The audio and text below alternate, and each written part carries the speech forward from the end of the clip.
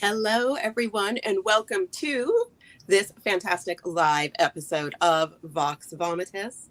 I am your host, but today I will also be a guest, Jennifer Ann Gordon, the author of Pretty Ugly, the Hotel series, and the Japanese Box and Other Stories.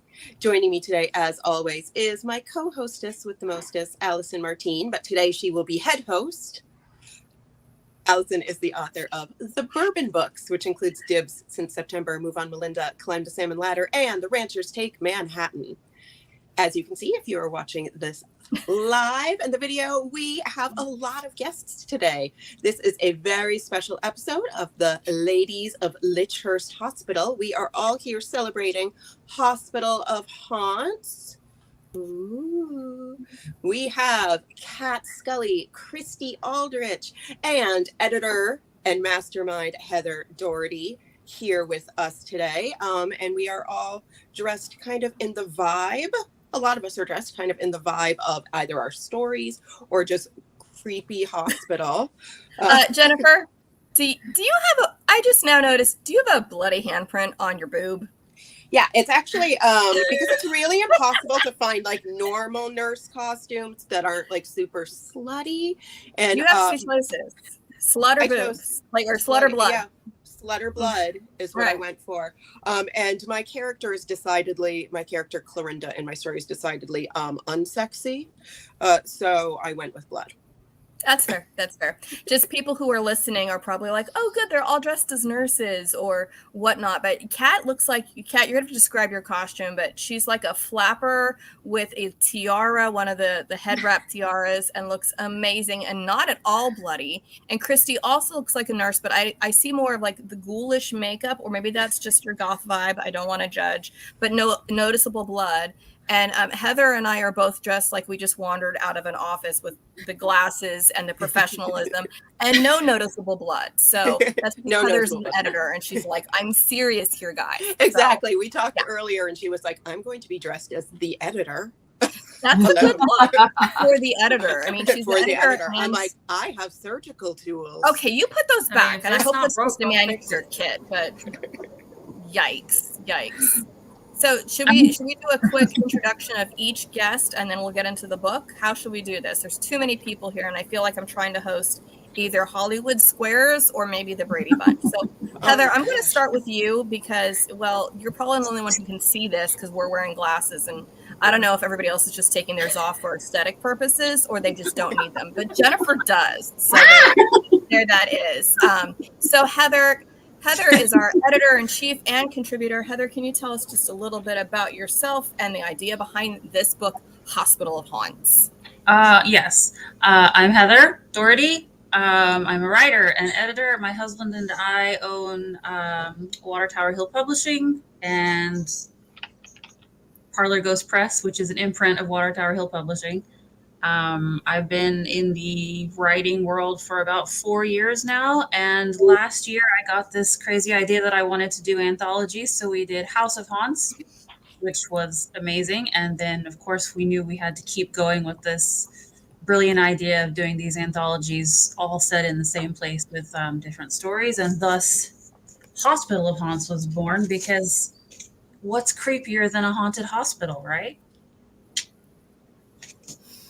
No argument from that one, because I mean, even just the intro, and this is the Ladies of Lychhurst Hospital, but Clay McLeod Chapman does the intro, and even just his intro is just amazing and sets the tone so well. And I'm sure Clay probably would have put on a wig and joined us, but he wouldn't shave the beard, and that might ruin the illusion. But it would have been fine. We would have taken it anyway. So you put out a call for all these folks, and this is who came running. So all apparently in costume.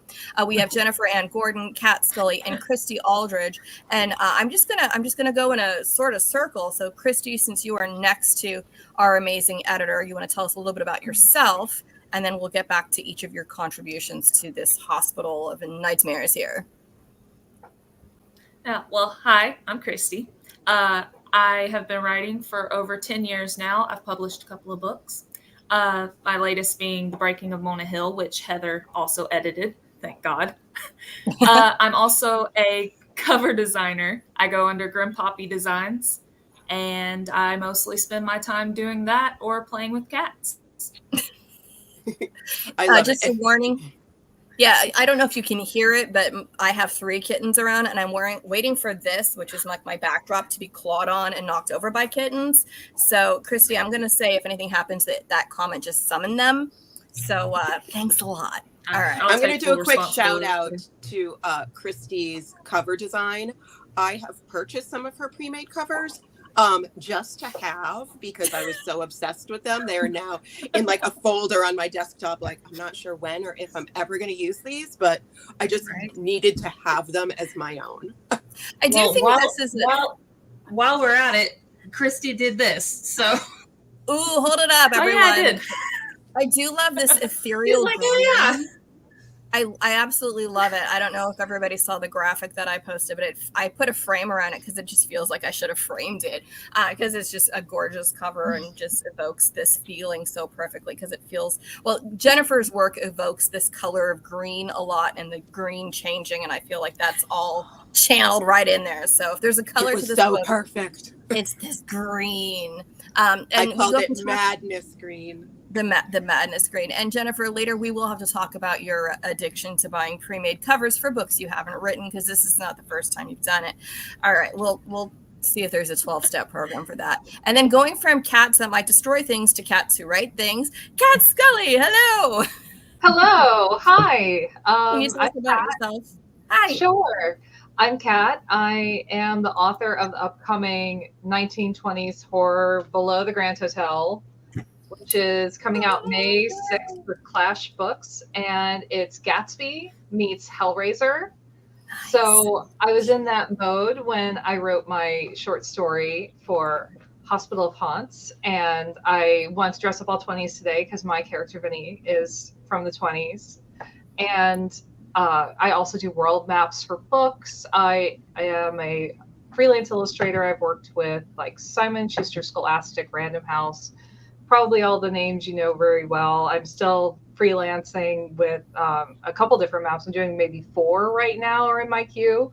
So yeah, I'm an author, I'm an illustrator, and like by day I'm a visual designer, and I have a cute little dog named Mochi who's a little Pomeranian. He looks like a fox, so he's my little fox familiar.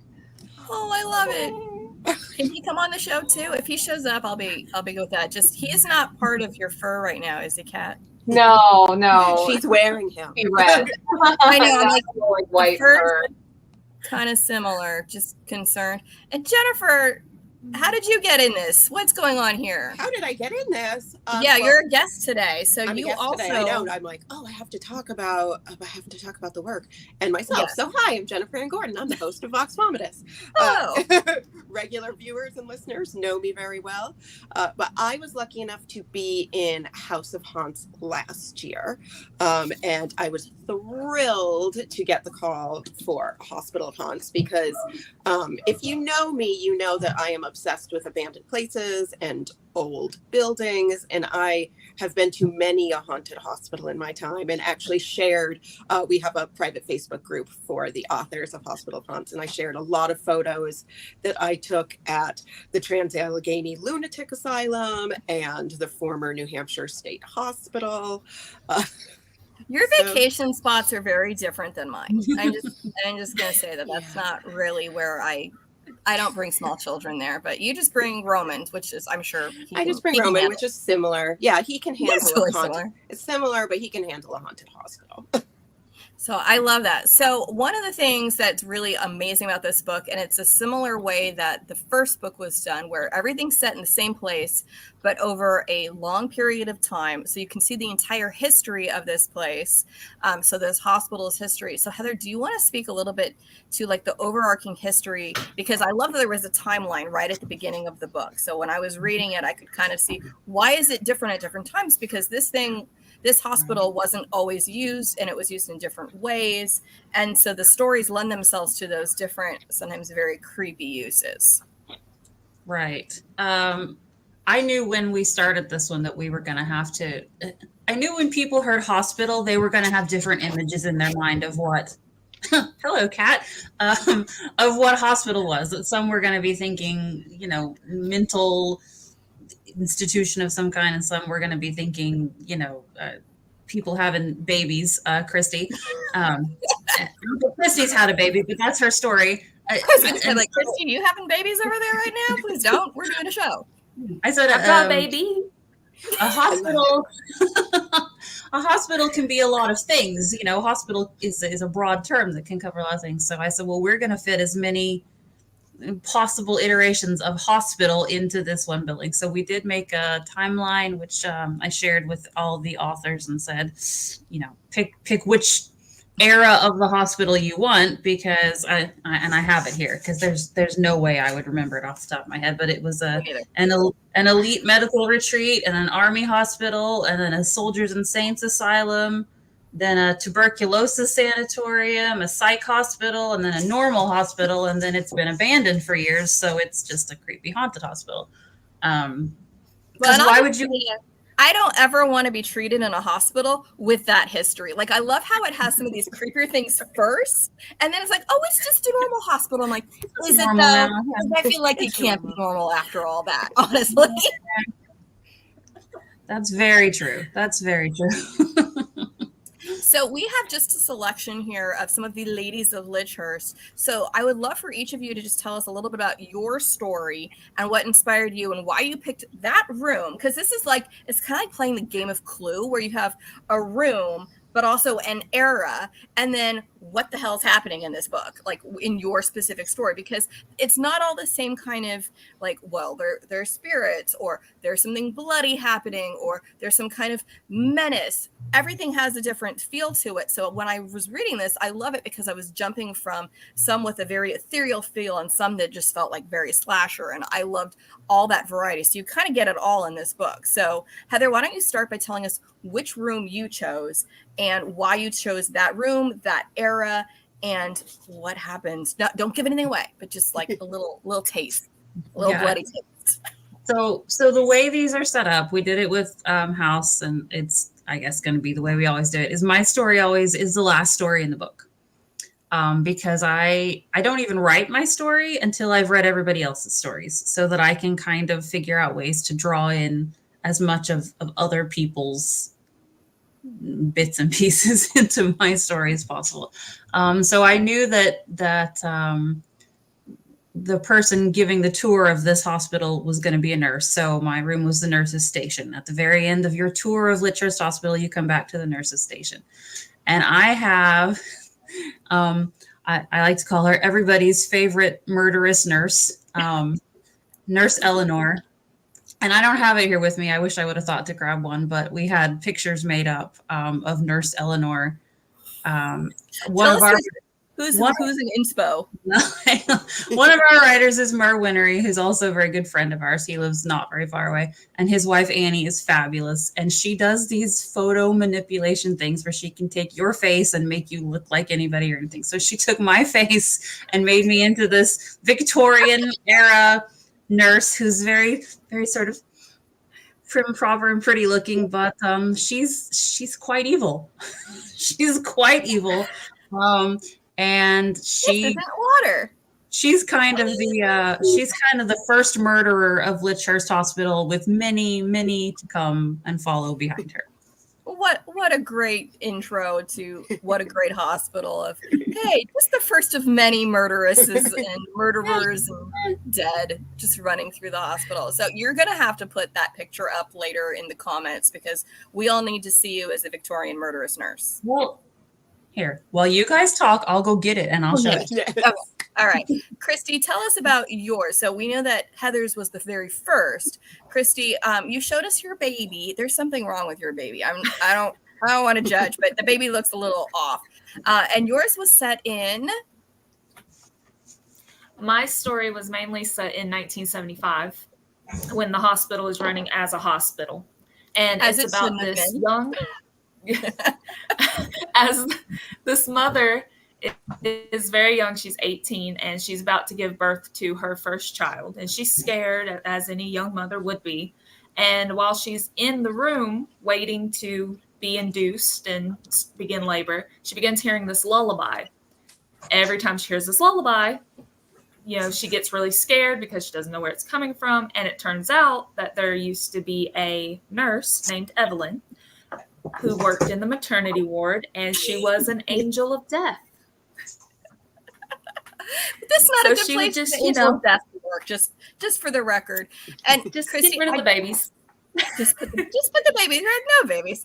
I was reading yours and I was so creeped out because I'm assuming you did not give birth in Orange County, California.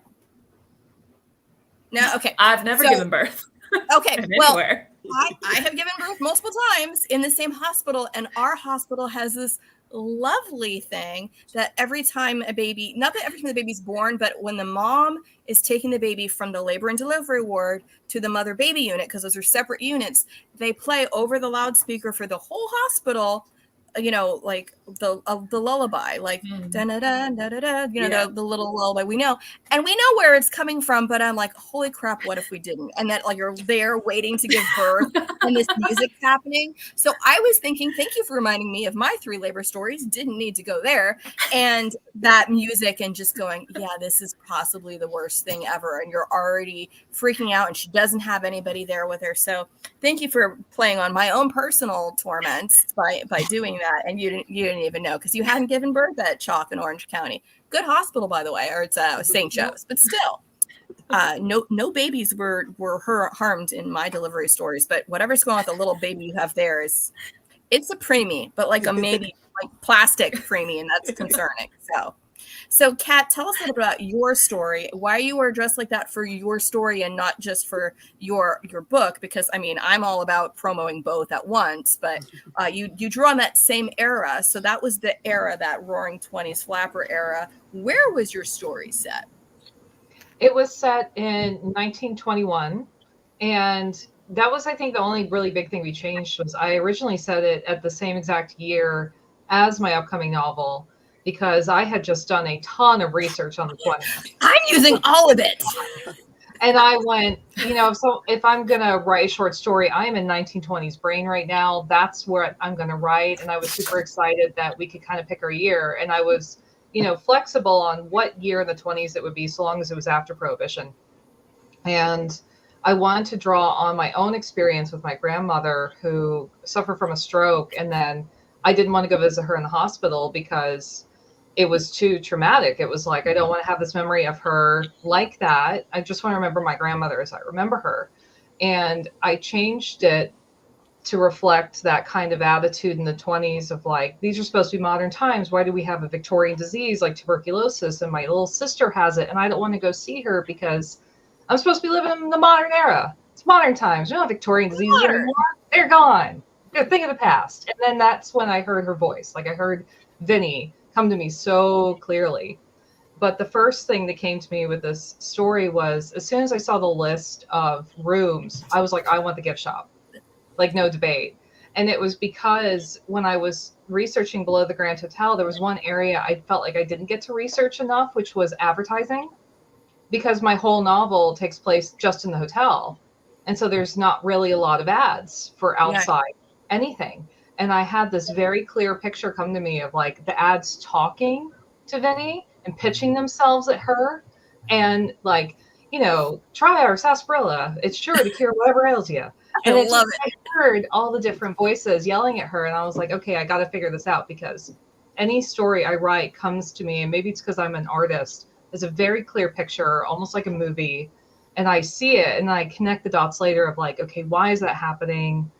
What is the problem of like Vinny, and how does it have to do with like these ads talking to her, pitching themselves at her? And I was like, oh, she's trying to find a way to help her sister get better. She's looking for something in the gift shop. Maybe the reason they haven't fixed her sister is because they don't have modern enough medicines. Well, I'll go check and see if there's anything modern in the gift shop for her. Exactly. Like, just, the hospital doesn't have it, but maybe a yo-yo will help. Who knows? Yeah, she's got that kind of attitude. Like, I know what's best. I'm a modern woman. And that it all started to form from there. So that's how my story came to be. And I really liked back in the 90s, the House on Haunted Hill, the remake.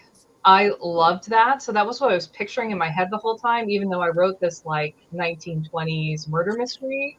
that starts to go into the horror realm. And it was really a lot of fun. And I felt like my story started to lean more towards, I'd say, Ray Bradbury, where it's a lighter horror. It's not as like gory as I tend to normally be. Like if you read my books, I'm bloody. So this is one of the lighter stories I've ever written.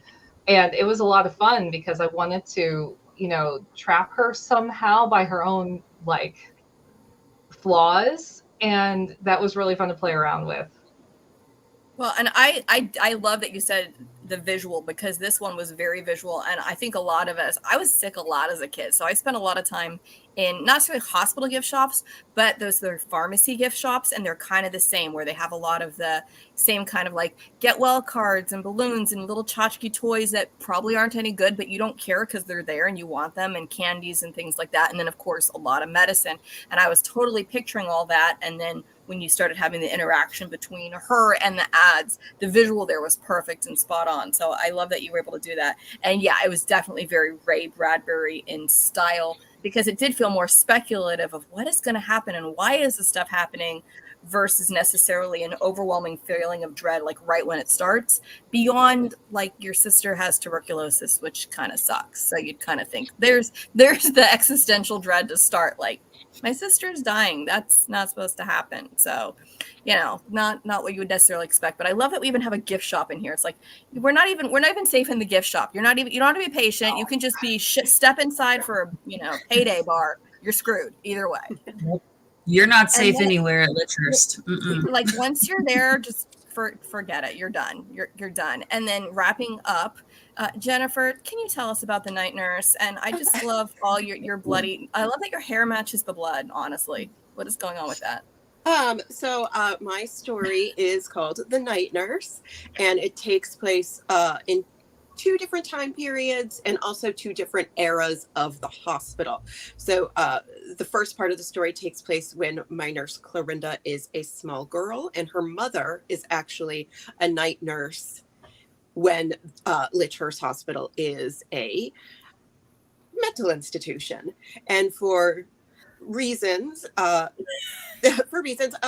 Clorinda has to go to the hospital with her mother at night because they don't have childcare.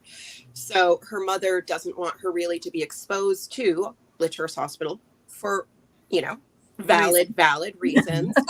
So she blindfolds her and leads her through the hospital every night and locks her in the safest room there, which isn't used at night, which is the surgical ward. For our operating. So safe. Yeah. So weirdly, the surgery becomes her safe space, and she comes very attached to surgical tools, which she kind of thinks of as her children, because she didn't have dolls to play with or things like that. She does not play with the surgical tools, but she does love them and admire them and have a strong, strange connection to them. So that's the first half of the story. The second half of the story is Clorinda as an adult. She follows in her mother's footsteps, and she becomes a night nurse as well. Her fascination and love for her surgical tools has not changed. In fact, it has become a little bit more severe, we would say. So it is there's a good word for it, yeah. Kind of gothic, lyrical story. Involves like poetry and strange visuals and centipedes and surgical tools and the color green. Well, and I was gonna say, knowing your writing, I could have picked this one out with a blindfold. Haha, see what I did there. Just because it absolutely is one of your stories, and I saw some of the hallmarks, and I won't give away what they are, but I of course was texting you about like found it, Easter egg, as far as some of the call outs. But I love how like the idea of like, you don't have childcare, so I'm bringing my child with me at night to an insane asylum. That's a great choice. I think she would have been better left at home playing with matches in front of a fireplace or like in front of a stove with the gas turned on. But it was such it was her formative years, and Clorinda just wouldn't have been the same without that experience. She would not have, and yeah, that maybe it was probably best if she wouldn't have. So and when also, fun fact, you can buy surgical tools and actual surgical blades on Amazon. I don't think you should though. Like, I why don't is think that you a should thing? either. I was intending to buy like a fake doctor kit, but then I was like, oh, I can just buy this, and it wasn't that expensive. So then I opened it and I'm like, okay, it's not real surgical stuff. But then it came with all these surgical blades. And I'm like, why? At this point, is that a red hand or is that a red flag? Yeah. That's, I mean, red flag for Amazon, like comments of sellers, didn't work great at my at-home surgery when I tried to spay my cat. Like, this is not. I know. I was like, is this like a serial killer starter kit? I mean, I would hope that people would not be doing these things at home and they're just using it for props like you are. But I wouldn't put anything past people buying stuff on Amazon these days. But Heather, when you were putting all of these together, how did you decide? Like, was there a visual of the hospital first and then people picked the rooms? Or did the rooms get picked and then you had to cobble together a coherent building from this? Because I love that there were diagrams. And as we go through, we go not necessarily by level, but by like triage level, which I love, because if anybody's ever waited at an emergency room to find out how long it's going to take, it's how much you're bleeding or how close to death are you, that you brought us through those levels, like amping it up. But it didn't mean that like some of these stories were less scary, but what the rooms were and where you would possibly find the room. So how did that all come together? Well, I am nothing if not well organized. So when we decided to do hospital next, my husband Josh and I, we literally just sat down one after. I think we were out to lunch or something, and we were just like making notes in my phone of what rooms are in a hospital that we could use. And we actually had more than 23, and we had to like cut it back so that we could fit everything. But yeah, we made a list of the rooms, and we had a picture in our head of what the hospital. What we told the authors is to look up Connecticut Valley Hospital, which is a hospital that has been around since the 1800s and is actually still in operation. And we were like, this is what it's based on loosely. This is what it looks like. This is the feel of the place. So everybody had kind of that image in their head of what this hospital looked like. And then Jennifer, of course, shared all her creepy abandoned hospital pictures with us. So we're like, oh, this is what it looks like now, I guess. And then, yeah, we did the floor plans, just like we did with House. Actually, I didn't have much to do with the floor plans on this one, which is great because that's not my area. Josh designed them, the rough sketches, and then our cover artist that we usually use for our books, Susan Roddy, actually did the images that are in the book. Although now I'm thinking I'm going to have to get Kat to do all of our maps and things because that's what she does and she's excellent at it. Oh, and the triage sections was actually Josh's idea on this one. I was like, because I was just going to do the floors like we normally do. He was like, oh my God, listen to this. And I was like, that's brilliant. So we did that. And, you've got green, which is things like the daycare and the gift shop and the chapel, which don't seem like they should be all that scary. And then you've got the yellow and then the red and then the black. And by the time you've got to black, you're in, the morgue and the isolation room and the secret tunnels and the places you really don't want to be in a hospital. And it was great. Most hospitals, to my knowledge, don't have daycares or secret tunnels, but I mean, artistic license.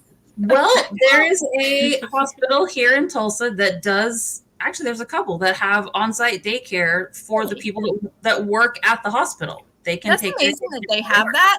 I've never heard of that, but I also remember that there are buildings that have that and the on-site daycare, making it convenient to, not drop them off somewhere else, but to be able to visit them like during your lunch and stuff. But I just thought it was a good way to bring creepy stuff in because the daycare story and everything that happens there is quite fun. Maybe they were inspired by Nurse Clorinda's mom. Yeah, they're like, what? Daycare in the hospital. I need a daycare. It's fine. Yeah, but there's an operative word in daycare. There she is. Here's Nurse Eleanor. I love it. Me, the Victorian era nurse. Victorian era. Yes. So, but watch out. They'll kill you. But But the problem is, though, even if Clorinda's mom had daycare, there was no night care. Like, there's not overnight daycare for hospitals generally. Probably not. Yeah. I mean, I don't Like, know. That's kids are what supposed to these be are asleep. for. That's what those are for. That'll watch your kids. Have some sharp objects. It'll be great. In Clorinda's mom's defense, Clorinda Yes. was too small to actually really reach the sharp things, but she could peek at them. Oh, sure. You can see with your That eyes, makes but you it can't get okay. your hands. Because my hand goes higher than I can see. I didn't know if you know that, but my hand, I can get to a lot of stuff that I probably shouldn't. I mean, I'm a grown up now, so it should probably be fine, but I don't really know. And Heather, you said some rooms didn't make it. Can you name a couple of rooms that didn't make it? Maybe somebody will be inspired to God. write their own homage to include a room that did not quite make it. I don't even remember Yeah. what they were at this I point. didn't mean to make it a gotcha question. I just know I've spent enough time in hospitals that there was not even the gift shop did I open and go, oh, this should be fun. No, like seriously, there's nothing good in any of these rooms that you can't just take and tweak and make it just a little bit wrong. Just a little bit. I do actually remember we had things like at first we had talked about making the waiting room separate from the emergency room, but then we kind of combined them. And at one point we were going to have like an ambulance in the ambulance bay be one of the rooms, and then that got cut out. We talked about doing the elevator shaft, but we ended up not doing that. However, Mur Winery already has his story idea for the elevator shaft, and when I told him we weren't going to have an elevator in hospital, he was like, oh, I said, we'll put it in the next one, and you can have the elevator at the hotel, and you can make it whatever it is happen there. So long I as don't it know didn't have to be hospital related, just Right. hold on to it for the next one because it'll I mean, still have an elevator. I think you can do plenty of weird things with an elevator no matter where it is. Oh, I'm sorry. Elevators are inherently evil, and I only get in them because I have to, and also because I fall a lot. And if I was put on stairs, it would just be asking for trouble. So I will take the elevator. But I do love that you're like, well, the ambulance, no, because the ambulance moves, so the ambulance isn't necessarily always part of it. But once it's there, it's kind of like brought into its atmosphere. It's like it's now mine, and you can imagine like a blob sucking it in with its evil essence. And a waiting room, so that's combined with the emergency room. But I've had just as many bad experiences in hospital waiting rooms as I have any other room. So I feel like it's totally fair game. So can you tell us a little bit about, like, for all of these stories, were there any that you had to tone down and say, I'm sorry, this is going to give everybody trauma and we cannot put this out? Or did you just say, Jennifer, that's fine? I feel like when I first pitched my idea, I think about the night nurse. I was like, oh, it's about a woman who wants to get operated on when she's still awake. And like, I just like the vibe. That's what you were telling me. Like, and I'm like, but it's going to be nice. It's not going to be too like, but it's a love story. Jennifer, all your stories are always, but it's a love story. And I also just have to throw out there, because I'm hosting right now and I'm allowed to do this, that this is not the first time Jennifer has set things at hospitals that are not really hospitals. Because did you forget your duology? Did you forget you write? Jennifer's from Daylight to Madness. Yeah, From Daylight to Madness and When the Sleeping Dead Still Talk are set at one of those hotels that's also kind of supposed to be one of those places where women rest and drink a lot of laudanum tea. And it's kind of like one of those places where if there's a doctor in charge, it's not really a hotel. Like, that's just not what a hotel should have. So that's kind of the story that whole era is the bridge between this anthology and the next one, apparently, which is supposed to be a hotel and hopefully not one where they're serving laudanum tea. Did you forget you wrote those? Like, you're looking at me like you forgot you had those 2 books out. I know, I kind of did. Oh, dear. I was okay. like, what hospital? What hospital? One on the island? Does that sound at all familiar to you? No? Yeah, right. 2 books worth. 2 books, it's fine. I mean, like, Kat's over there going, I had all this research and I'm still in that mode, so I'm bringing this book in, and you completely just wall in your brain. Like, no, nothing over there. That's But so Heather, you put out a call to get all these wonderful authors in and their stories, and then assembling all of them. Did they tell you which time period, or did you have too many in one? You're like, okay, guys, we have to have more that are in the sanatorium or the time of the mental. Because I would think all the horror authors would be like, sanatorium, let's go mental institution. But we can't all do that. It's got to spread out. No. So, obviously, this is an invite-only anthology. It has to be just because of the way it's made. So when I invited each person, I had a list of rooms, and I said, pick your room. And I did not invite the next person until that person had picked their room. I just took rooms off the list as we went until we got to whoever was at the end. I don't even know. And then once they had their rooms, then I had everybody pick their year or years. And we had surprisingly little kind of overlap. There was every once in a while I'd have to say, are you okay with a couple years before that so that these two don't overlap? But there was not a lot of issues with that. And you'd be so surprised at the things you would think, the rooms and the time periods you would think horror authors would want most, and then they will surprise you by wanting completely different stuff. The most obvious thing to me was actually when we did House, and I thought the library in a haunted house would be the number one pick for every horror author out there, and it was one of the last rooms to be picked. Like, I don't know how that happened. Well, I think it just tells you the kind of people that you brought in are ones who think outside the box and want to do something new and different and don't go to the same things over and over. And even if they do pick something that might be like, well, yes, bad things can happen in a surgery room. You get Jennifer there who's like, I'm going to make this completely different than what you think it could be. Like, it's not going to be that at all. And then you get, Kat over there who's like, I'm going to make the gift shop the room you will never escape. And you'd think that doesn't really make sense. This is very different. And then you got people hearkening back to iron lungs and intercom systems and music coming from places that it really shouldn't. And that just speaks to the wonderful people you invited. So, keep inviting the awesome people and bringing in their creativity. And then you don't have to worry about what? No one wants the obvious piece of obvious? Like, no, nobody wants that. Obvious has been done. Yeah, there's no obvious here. People come up with stuff that you're just like, oh my God, but in the best way, right? Like, this is great. Yeah. Well, so have you already invited the hotel guests to be the hotel guests for your next anthology? Like, if authors are watching this going, am I invited? Like, don't bother Heather asking for an invite. This is not what I'm suggesting. I'm just curious where we in the process. This is such a tricky thing because there are so many people who have already been in house and or hospital, and people who haven't been in any of them yet, but they have told me they would like to be. And there's like way more people than can fit. Like, we're going to do 13 of these anthologies by the time we're done, and we might be able to fit everybody in at that point.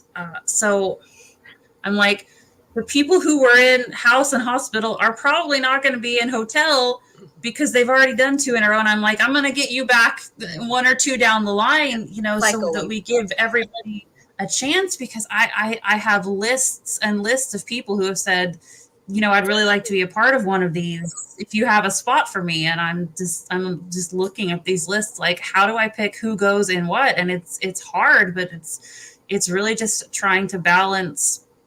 I try to balance male, female authors. I try to balance we don't do extreme in these. We are absolutely not extreme, but the slightly more extreme authors and the definitely more kind of slow burn psychological authors, and just get a really good group of people who are all excellent writers, but will write very different kinds of stories. Yeah, you get that. So it's well, what a great. I don't like having to let people down.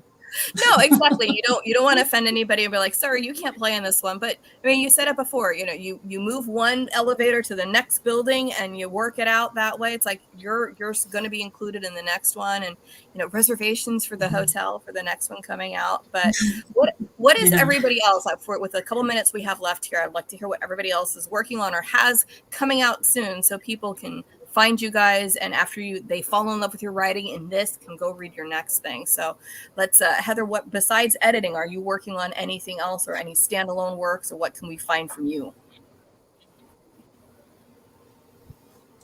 I'm sorry, you cut out all kinds of crazy on me there, and I was just trying I was like, I know what she's saying.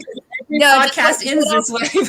Yeah, no, just what are you working on now besides editing, if there's any standalone work you're working on, or just working on the next one, upcoming projects people can find find work from you? Well, we are definitely in the very beginning stages of planning hotel. Christy has already made our cover for us. It's gorgeous. Lindy Ryan has signed on to write the foreword. I've talked to like 5 or 6 people about being in it, but nobody else yet, because I'm still trying to figure that out. And we have to figure out what all the rooms are going to be as well. We do know it's going to be called the Hotel Ethel. It's going to be in California. And it has been, is that wrong? This hotel has been the unfortunate victim of an earthquake. So you're going to come in on the top. It's down in like a sinkhole, and you're going to come in at the top level and work your way down to down underground. It's going to get darker and darker as you go, that kind of thing. So we're working on that. Josh and I, we talk about it. We'll just throw out ideas to each other and try to remember to write them down. I personally am writing a book, which I assume will come out at some point next year or the year after, which is this really, really weird psychological thing. It's called At the Corner of Gray and Gone, and it's about this woman who is in this horrible accident, and when she wakes up from it, she's all alone in this town where it never stops raining, and it's like her normal town and everything works as it should, but there's nobody else there, and then all these really, really weird things begin to happen to her. It's kind of an exploration of her own psyche as she's alone in this town, and it's very weird. It's dark and drippy and rotting and weird. So that's what I'm working on personally. Well, I have the gray part of Gray and Gone here with Boba showing up, and I'd like him to be gone, but he's like right under my feet. So I'm just going to hold him so he decides to wander off. Go that way, Kat. Well, Christy, what about? It's called that because the character, her last name is Gray, and she's almost gone. It's literally an intersection in this town, the corner of Gray and Gone, and decisions she has to make in this town. Very nice. Christy, what about you? What are you working on next, or what can we find from you next? Well, I just finished my own rewrites and edits for my next book that'll be coming out next year. It'll be called Boo, and it'll be sent to Heather probably before the end of the week. And I'm currently writing a new book that is called Where the Hares Run No More. And it's kind of like my little love letter to classic Gothic fiction, because I really love the old Gothic books, and I've always wanted to write one, and I never felt like I could. But this idea is like got me in a chokehold. But Christy, you mean like Bunnicula, not this kind of hair, right? Like hair, bunny hair. Yeah. Okay, just checking. Okay. Just clarifying, because it's a homophone. I don't know. I'm like bunnies. Right. Very nice. Hares. Yeah, exactly. This one, like clarifying what I'm hearing. You're not saying this. All right. Pat, what about you? You have a book. You were showing us the book. Hold the book up again for people who didn't get to see it, because it also kind of goes with your outfit. I love that cover. And is this out? Is this coming out? Tell us when this sees the world. So this is coming out May 6th, 2025. Woo-hoo. And it's on NetGalley right now. It's one of the top most requested in horror and historical fiction, which is very exciting. So if people are looking to get an early copy, they can either go on NetGalley or let Clash Books know that they'd like one, because we're in the middle of mailing them to people, which is so exciting. And the early reviews have been really great. It's been wonderful to hear people connect with the book. So I'm going to be in full 1920s mode. I have like multiple outfits. I love it. Readings and events, and hopefully more podcasts, and talk about all that went into this, because I made this like full-on Hellraiser. And it's based off of a Regina Spektor song called The Grand Hotel, that goes somewhere below the Grand Hotel there is a tunnel that leads down to hell. Nice. And so I wrote a book around that whole idea. I'm like, I want to write that novel. So I did. And I'm excited for that to come out. I'm also working on a book right now called Mercy Park with my agent. That's my own version of It Follows. I wanted to write an urban legend. And that one took me like 7 years to figure out how to do. It was oddly harder than the 1920s book research. So that one, we're getting ready for that to go out on sub. I'm also open to world maps right now. So I'm taking commissions. I'm booked through October at the moment, but I'm working on a map for a mall, a map of Georgia for a memoir. I'm working on two like one of them is a fantasy novel. The other is with one of my favorite authors. It was like a dream project. I never thought she'd contact me, but I'm very excited to be working with her. And she does like urban fantasy and werewolves and some of my favorite witch and werewolf like series. So I'm excited to announce that map, which will be soon because I just finished her map. But yeah, so that's what I'm working on right now is Mercy Park, Below the Grand Hotel coming out in May, and world maps. Jennifer, am I allowed to invite her to come back on for Below the Grand Hotel now? I have already invited her. Okay, we probably should do this because people don't invite people without like checking first, and we're live, so I shouldn't do that. But I kind of figured you either it's already 1920s outfits. I know. have so many of them. Like if we know this far in advance, can you mail me a costume? Because you probably have 7. Seriously, I literally am staring at 3 right now that I don't wear. Okay, whichever one doesn't require boobs to work, send that one to me because I don't have them. So just send that one my way. And I'm just going to geek out about Kat for like one quick second because I saw her this weekend and I got to hold her copy of her book and it is gorgeous in person. I want to touch it. Well, and I was going to say I don't want to malign NetGalley, but they don't always approve my requests. So maybe I'm better off just going to Clash and saying, please, I'm going to have her on the show later. May I please have? Yes, I would like that, please. Yeah. It's got art in the center. I'm just bad at actually reading physical books because of time. So whenever I have something on the computer, I'm fine. I have a chance to like just read it between things here and there, but I sometimes don't get as immersed. So it's kind of a trade-off. So Jennifer, you're a host, so I'm not sure I'm supposed to be asking you this, but what are you working on right now? You can ask me. I'm asking you anyway. Yeah. I know. I'm like, I feel like you know, but I do, but you can tell everybody else. I have a couple books that are out on sub. Just got a sparkling new rejection last night. So, but you know, but it was a very nice rejection. It was a very nice rejection. You know, one of those rejections where it hurts a little bit less because, you know, the editor was really absolutely in love with it. And, you know, it's not her fault that the money people said, is this book going to sell? So no. That's always the thing. That's always the case. So I have a couple books out on sub. I am, of course, writing a lot of short creative nonfiction pieces that are going in literary journals. So like I'll post those when that happens. I'm also working on a new project. My agent doesn't like it when I get too detail-y, but be vague. Yeah. Which is like a queer love triangle, demon possession meets eat, pray, love. Menopause horror. That's just a new category I think you invented, and I'm fine with that. No, I haven't. Well, there's a lot of menopause horror that's going around, like Nat Cassidy's Mary, the September House, that is so good. And I feel like by the time this book comes out, I will be in full-blown menopause. But right now it is definitely perimenopausal exorcism. Well, and when you say it's going around, you make it sound like perimenopause is contagious, and I swear it isn't. It is. These cats are just everywhere. This isn't even the same cat. This one was almost going to walk across the keyboard, so I had to stop. This is what happens when you adopt 3 kittens. I know. It was not the smartest move to get 3 kittens who keep losing their mittens and think they're on my computer to find them. So there they are.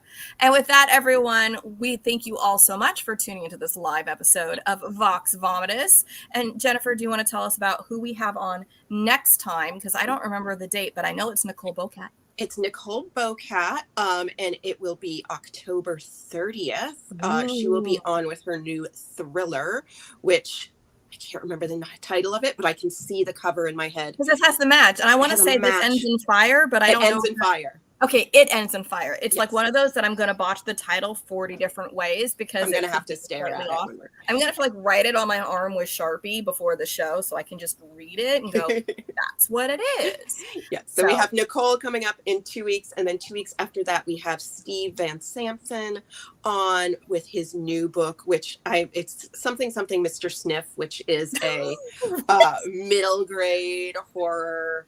Can I just have my middle grader host for that one? Yeah.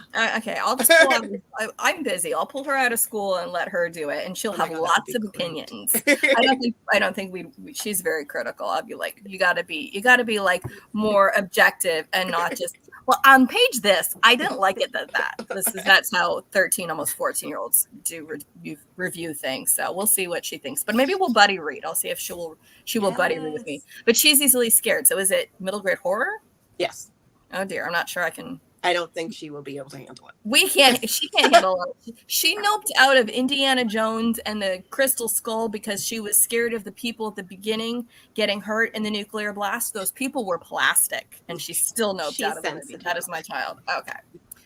But anyway, thank you everyone for this lovely episode of Hospital of Haunts. Please make sure you have your prescriptions filled by going and getting the book. The green means you're healthy, maybe, but I'm not really sure. It probably goes triage level green and just gets worse from there. Thank you to all of our lovely authors and editors for joining us. Jennifer Ann Gordon, Kat Scully, Christy Aldrich, Heather Daughrity. Thank you so much. If you were watching this on YouTube, please like and subscribe to the channel so you don't miss future episodes. And leave a like, leave a comment, and we'll see you next time. Bye. Bye.